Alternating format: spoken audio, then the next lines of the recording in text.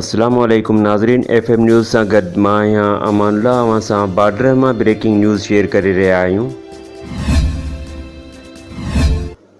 महीनो अॻु बॉर्डर थाणे जे हद वहड़ी लाड़े वटि रोड हादसे में फ़ौत ॼाणायल नींगर 13 सालनि जे जाफ़र अली पुट अलीअ ॾिनो कलोड़ो वारो मामिलो नओं रुख़ अख़्तियार करे वरितो आहे।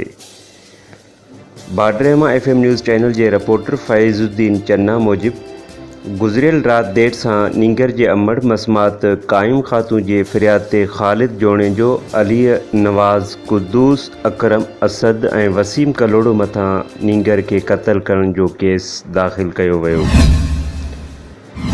नाज़रीन, अव्हांखे ॿुधाईंदा हलियूं त फ़रियादण FIR में ॼाणायो आहे त ज़िक्र कयल जवाबदारनि संदसि मासूम पुट मथां ट्रैक्टर चाढ़ण खां पोइ लोही शीखूं हणी खेसि क़त्ल कयो आहे।